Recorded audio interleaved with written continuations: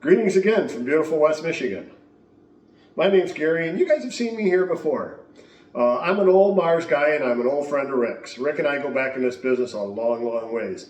We're colleagues, we've worked together in training, and we've also become very good friends. To be honest with you, sometimes I get a little concerned about my friend Rick, because he will lose his mind and let me share a repair with you on his world-famous YouTube channel. Can you believe it? Well, Rick, thank you. And I'm going to call this the out-of-the-box repair. This is a repair that I did on some lounge chairs from one of my dealerships. I've fixed, you've all seen them. You go through the service area and there's lounge chairs there. They get beat up. They get a lot of traffic and they just wear out. I've fixed these things at a lot of different dealerships, but these were different. They were urethane and they were extremely cracked. And I told Adam when he showed them to me, he says, Adam, I don't think these things are repairable. I don't think I can do it. So Adam, knowing me well enough that I like it, he knows I like a challenge, he throws the gauntlet down and says, well, if you can't do it, nobody can. Same thing Rick's customer told him in the last video he had. And like Rick, I like to pick up the gauntlet. So that's what I did. Grabbed that gauntlet up off the floor, threw one of these things in my van, and brought it home to my shop right here. And I'm going to tell you, on the way home, I was formulating some plans on what can I do with these things. And I came up with plan A and plan B. I'll tell you about plan A and plan B while I show you plan C. And that was the out-of-the-box repair. So you guys sit back and enjoy this video. I got to get to work. So what was plan C? I don't know. But I've never seen some of this stuff on YouTube and on the internet. And you've probably all seen it, the magical sticky leather repair. The leather patch, right? Well, I always thought it was kind of hokey because you'd see a guy have a big old hole in his couch and he'd get something that was almost the right color and he'd cut out a chunk of it and stick it over his hole in his couch and go, there's your repair. I didn't even know if this stuff would stick, but I thought I'd give it a try. And I started looking online for this material. And I quickly found out that there's a lot more of the, I call it a pebble grain material out there. The stuff like Silverado sides of Silverado seats, tops of Caravan seats that got the pebbly grain. Well, my chairs don't have that. My chairs had a very, very smooth grain. You can see that this is extremely smooth. There's not a lot of grain to that. And my chairs were like that. And I thought if I put that real pebbly grain in there, it's not going to look right. So I go, well, I got to have this style grain. So I found some. There weren't near as many as there were the pebbly grain, but I found some. And then I realized that this stuff only comes like 15 to 19 inches wide. You can get it 100 feet long in a roll, but it was only 15 to 19 inches wide. Well, this chair at the front is 21.5 inches wide, and I can't seam this stuff. I'm not going to do that. So I continued to look, and I finally found a company that produced this stuff that was 50 inches long by 25 inches wide. And I thought, great. I ordered a piece. I ordered enough to do 2 chairs. I didn't know if it was going to work. I didn't want to go buying a bunch of it and not have this stuff work. And I ordered it. And it came in from Amazon like this. Folded up and wrapped in cellophane. I opened it up, and this too is urethane. I opened it up, and this is what I have. See those creases? They don't come out. Once urethane is creased like that, it is very difficult to get rid of it. I actually texted the company, sent them a message, and asked them if I could get this stuff in a roll. Their answer was, oh, this is fulfilled by Amazon, that's how they package it, and that's how you're going to get it. Not the answer I wanted, but that's the answer I got. I looked around some more, and this is the only stuff I could find that was wide enough with a grain that was similar to what I needed. So this is it. This is what I have to work with. And how do you do that? Well, I'm going to show you. Again, being urethane, I hung these things on the wall while we went on vacation. I came home a week later and it was still creased, just as bad as it was. I tried flattening it on my bench with stuff on it. There's no way to get the creases out of that. So I had to play around with it, and here's what I came up with. I had to figure out another way to get these creases out of here. And this is what I came up with. I have a wet towel and a hot iron. Now, because this is urethane, I could have probably just laid this right on there, but I didn't want to take the chance of putting an iron imprint in there. So I just do this. A wet iron, or wet towel, and a hot iron. Now, I'm not going to get all these creases out of here. I'll flat guarantee you they're not going to 100% come out of here. I have a final way to deal with them down the road that I'll show you, that actually I got about 95 to pretty close to 95% of these creases were gone before I took that chair back. So I just did that, and you can see they're still there, but they're better. You can also see that if you look close, I've got this marked out already. That's the size I want to cut to right there. So let me cut this. And we'll get ready to put it on the chair.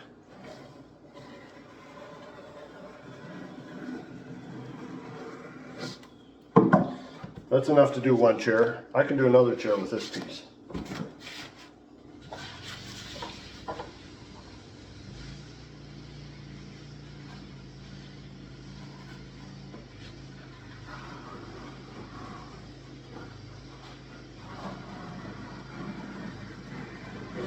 Okay, this is the size I need. I'm going to iron it a little bit more and see if I can get this to relax out just a little bit more. But that iron's hot. You can see that. And you're going to see how difficult it is to get these creases out of this stuff. Again, I texted the company. I said, man, I'll take 100 feet of this stuff if you can put it on a roll. And they said, no, that's how Amazon fulfills it, and that's the way you're going to get it.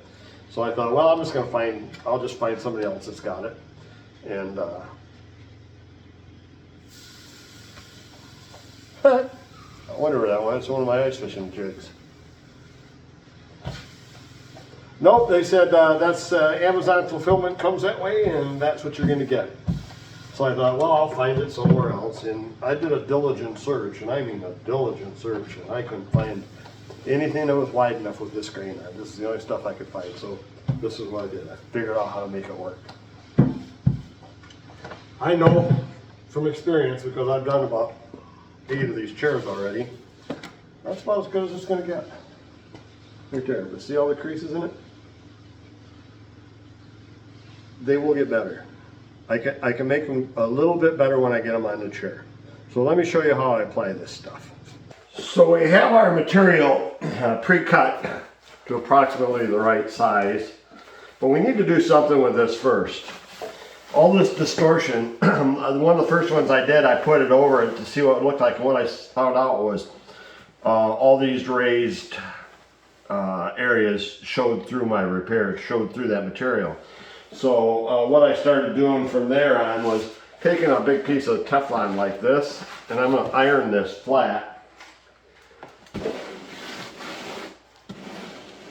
I'm not worried about burning this stuff. I mean, you can't hardly burn it. I just want to try to flatten out the stretch marks. The little raised lines are still going to be there, and if I just go over the top of it, it's going to show through. I've already prepped this chair with Z7 cleaner, but before I do any application, I'm going to clean it very, very thoroughly with acetone. Let's see if we can get that to flatten out. I have a chill bar here. I'm just trying to get rid of the big stretch marks now. That's got a lot of it. I might hit that one more time. See these raised areas? I'm going to try to flatten this as best I can.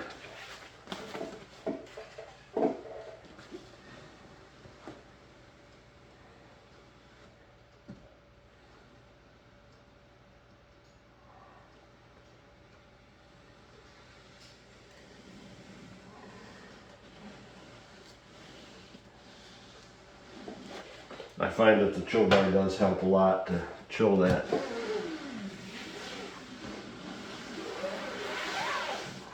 Well, that's better. We got rid of the big ripples in it, but we still got these, and these are still raised. I could still feel these.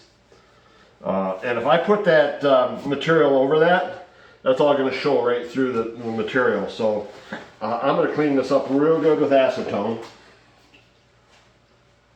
This really helps with the adhesion of my lick and stick stuff here too. So I'm going to clean this up real good, and I want to make sure I get way down in here, these edges.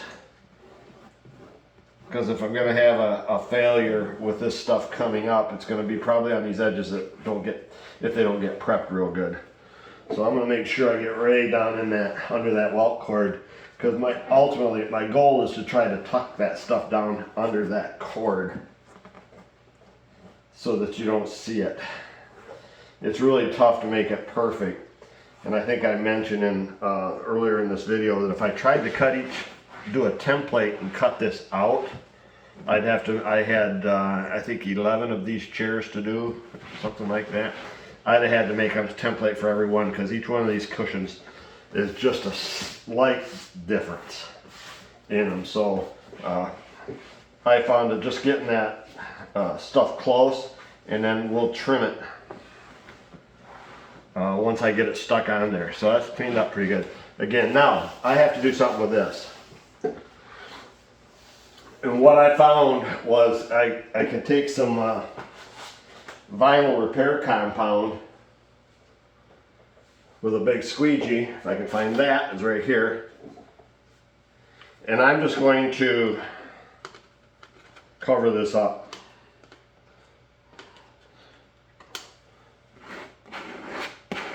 I'm not real concerned about a really nice application here of this. I'm not going to grain it. All I'm trying to do is flatten the whole area. I can't get those lines to flatten down.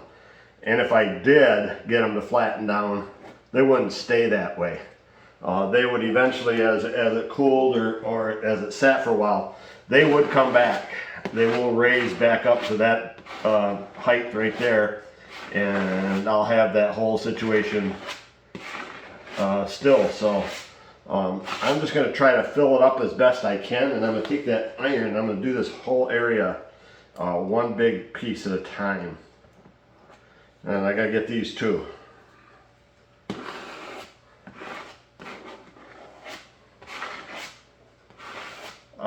I'll probably have to do a couple of different applications here. And again, I'm not concerned about graining this. I'm just trying to make that as flat as I can. So I'm going to put this big piece of Teflon over that. This is actually an oven cleaning mat.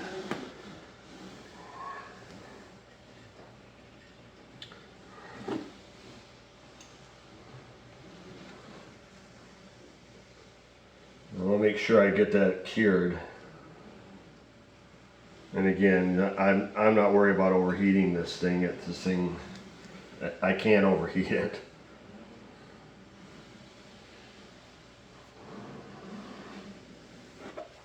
I can tell you it's hot. I'm gonna chill that.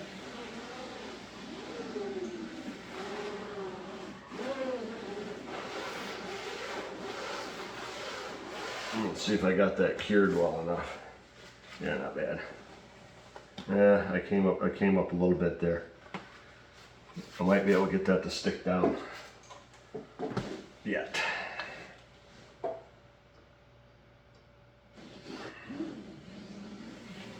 And if it doesn't, if it peels up, I'll just go back over it. This doesn't have to be, this isn't going to be pretty underneath this. I just want it to be flat. I don't care, again, I don't care about the grain. Obviously we're covering this all up anyway. Just trying to make this surface as flat as I can.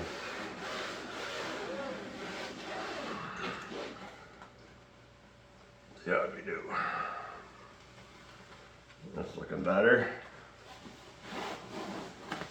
All right. That's pretty good. I got a spot here where I just took that up a little bit.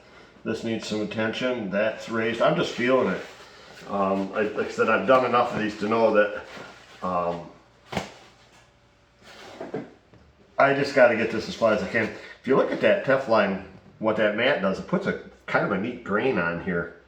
Been playing around with these things and using them on for different applications. This big Teflon mat like that for big repairs on center consoles and things like that. But it's what I found works best for this is that big mat.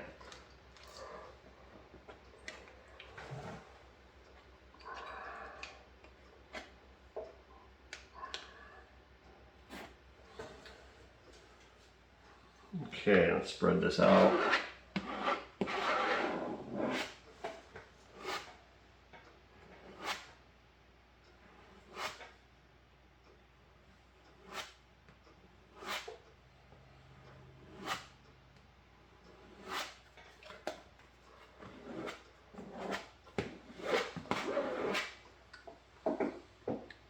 That looks pretty good. Let's cure this and see what we got.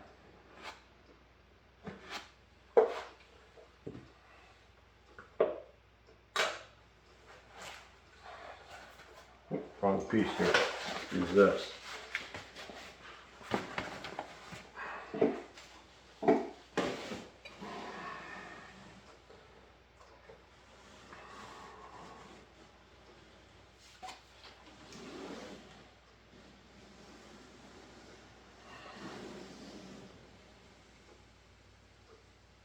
I said I did one of these first ones.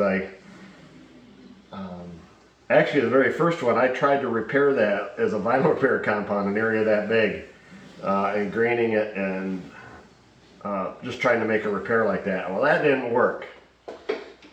And when I put this stuff over it, I already had this all flat. You know, I had that area pretty well flattened out. Didn't look very good, but at least it was flat. And then the second one I did, I realized I was going to have, that wasn't really going to work, so I just put the stuff right down over the top of the area the way it was, and that's when I found out all that stuff shows through. I have been taking these chairs back to my dealership. I'm getting 2 of them at a time, and I'm taking them back, and I'm able to watch these chairs in the service department waiting area. And I didn't rush right through this. I've been working on these chairs for probably a month, bringing a couple home and doing them and taking them back and just swapping out chairs. So I've had the opportunity to watch how this stuff is reacting and how it's working in the real life situation with people sitting on these, and they get a lot of traffic on them, and that's when I found out that you have to really make sure you clean down in here. I had one that I was losing a little adhesion down in there, but it wasn't bad. But from then on, I just made sure I cleaned those areas really good. I'm going to clean this whole thing again with acetone before I put the application on there. So right now we're just doing the prep work. I did get that cured right there.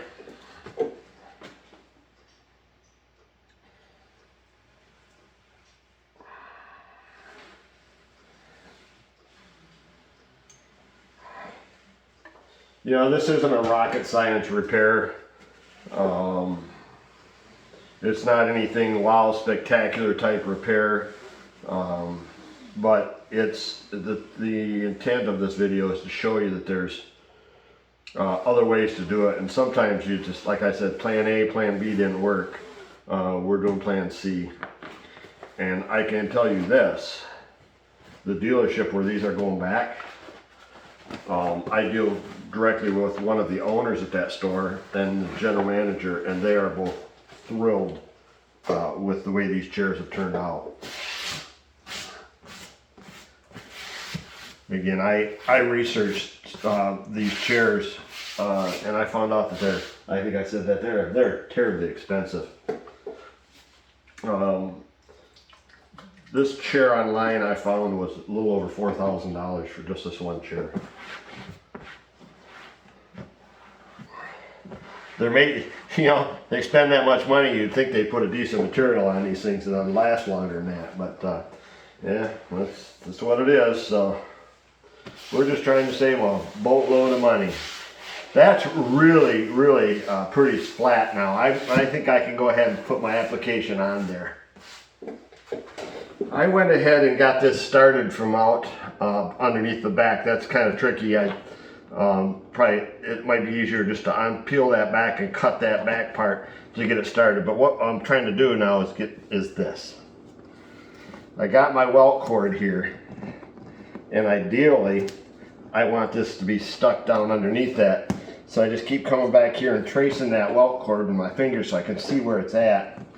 I got a very sharp X-Acto knife here, and the secret and the trick here is to cut far enough where I can peel my stuff back, but not far enough to cut it. I cut it in one of these chairs.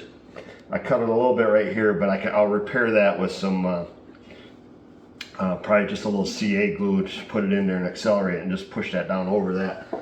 It's only a little spot there, but I really don't want to do that.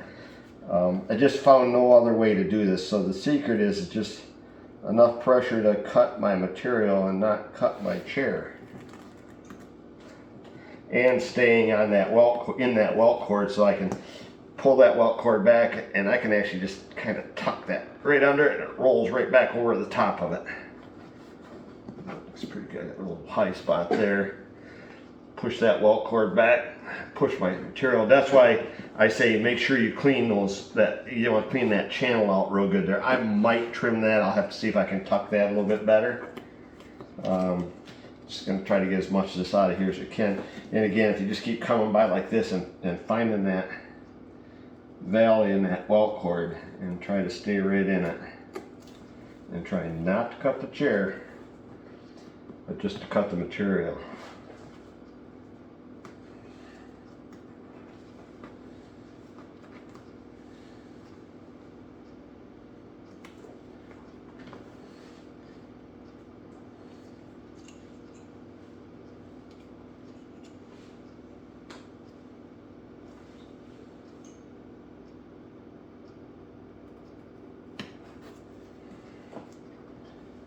Take your time with this and try to stay right in that valley.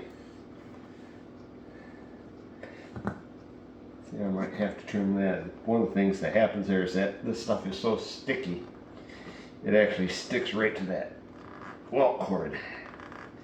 If I can peel it loose from it like that and get it stuck, then that welt cord comes right back over the top of it and you can't even see that edge. That's ultimately how I want this whole thing to look.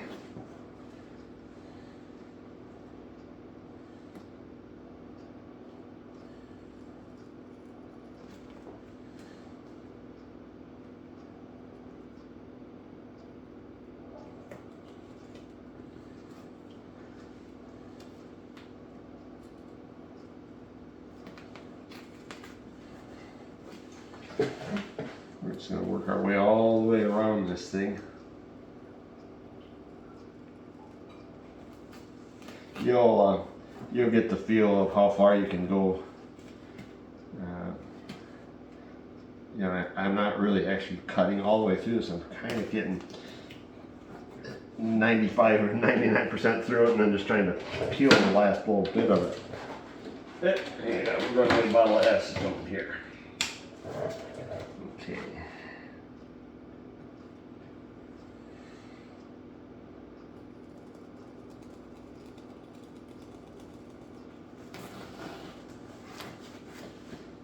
Looks really good there.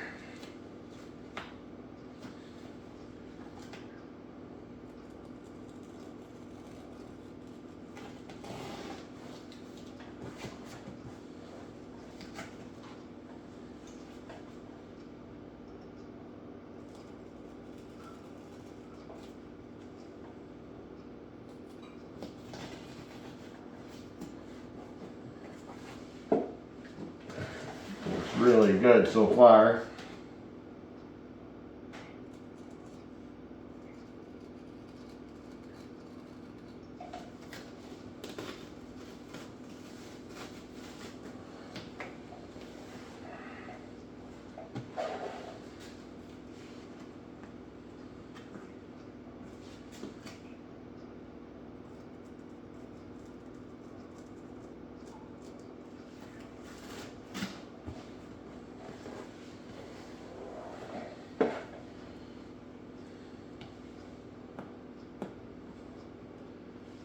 Okay, got the last edge to do here. And then we got some cleanup work.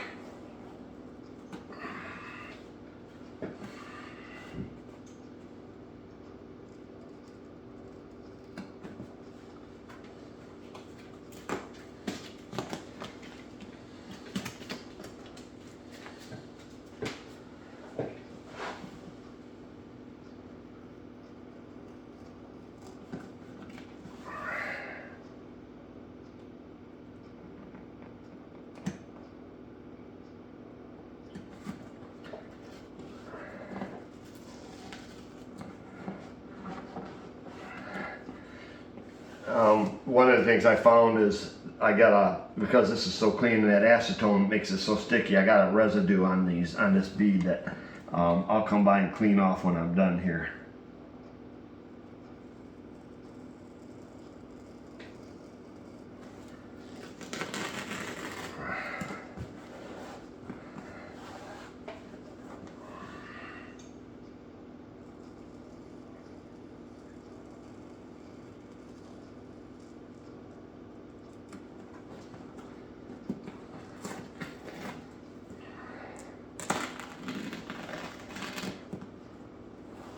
Okay.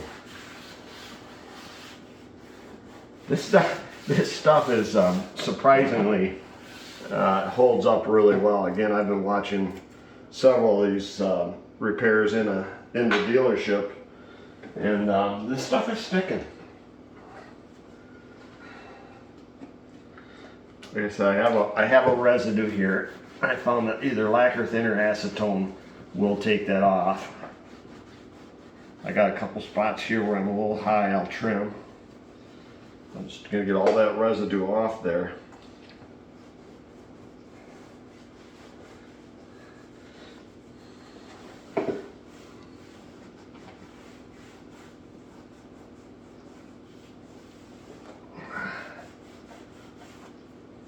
If I can't get, I don't want to be real aggressive with this acetone because I'm afraid it might eat into this a little bit in places.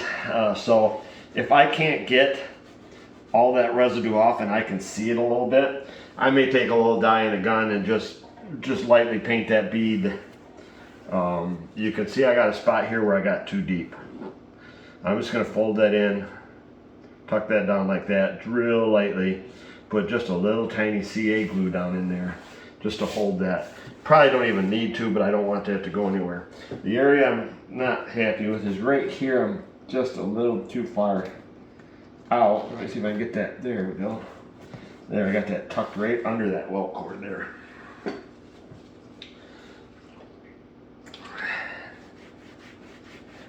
The glue on this stuff is very, very sticky. Okay. Stuck down real good. This actually looks really good.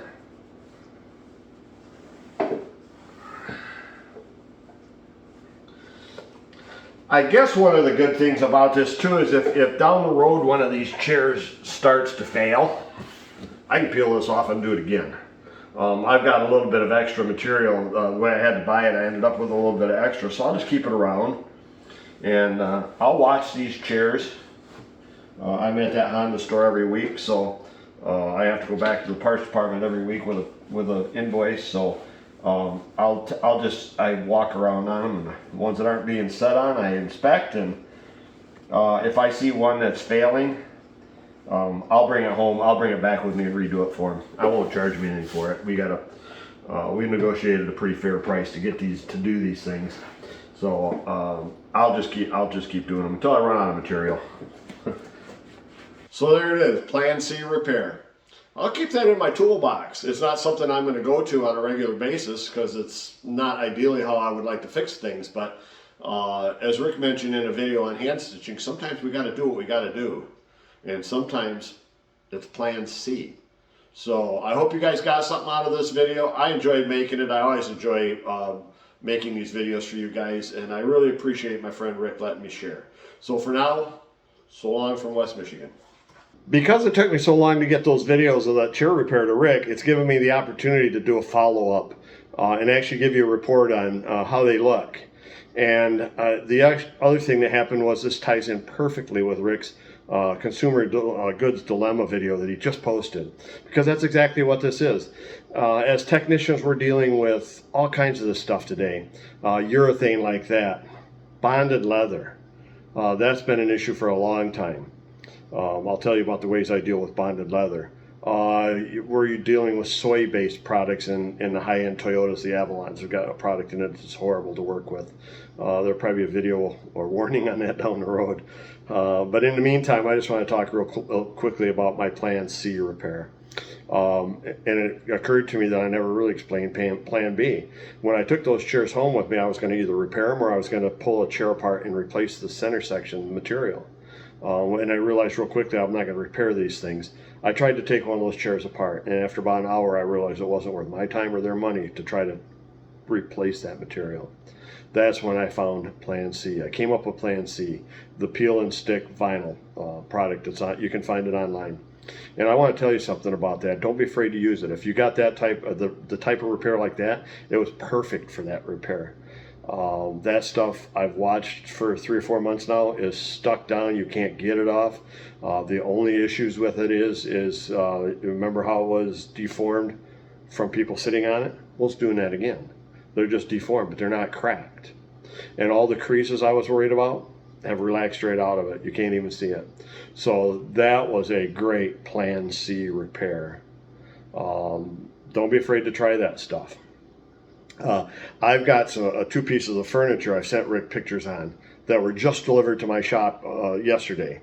I saw them last week in my customer's basement. It was really dark down there. And what I could see was they had some furniture that had a really nice leather seating area, but all the non-seating areas on this thing was a bonded leather product. And guys, you've seen it. It's urethane over leather. And the biggest enemy of that stuff is moisture. And this stuff was sitting in a dark, damp basement. I couldn't see it that well to see how bad it was, but I thought, the seating area looks good. It'd be really nice to save this guy's furniture for him. So we agreed upon a price, and he delivered it to me. I should have left it right on the trailer, because when I picked up the end of one of these pieces of sofa, I literally peeled a sheet of that stuff right off the end of that sofa. All right, I should have gone with my Plan B of bonded leather repair, and that's Plan A is, okay, we'll try to fix a small spot, see if we can save it. Plan B, who's seen the movie Forrest Gump? My favorite line, run, Forrest, run. And that's what you should do with most of this bonded leather stuff. Don't even try it.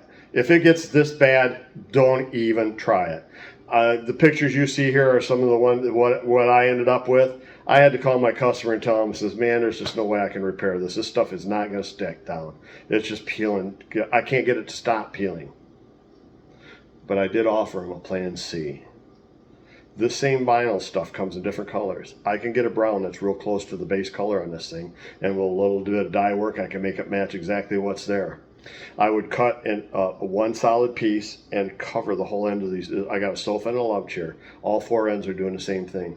I could cover all 4 ends of that with that stuff, and then maybe make on the very small areas that are peeling, I might be able to save, and just make a vinyl repair compound and make this thing look pretty nice. I haven't heard back from my customer yet. I gave them the option, and if they decide to go with it and I pull this off, I'll take some pictures and send them to Rick to make sure you see them, because there is no other option on this. The only other option on this thing is to throw this stuff in a dumpster, because bonded leather is just a horrible product, guys. And you've seen it and dealt with it. And again, you can fix it or you can run. Most of the time when I see this stuff, I won't even try it anymore. It's just not worth it. But every once in a while, I want to be a hero. So I got in my shop and I offered them the Plan C repair. We'll see what they do. Now, as always, I've really enjoyed sharing this with you guys. Rick, I always appreciate you letting me share on your channel. It's your channel. I think you lose your mind every once in a while. Let me do this. But I appreciate it. I appreciate you, Rick. And guys, go out there and be craftsmen.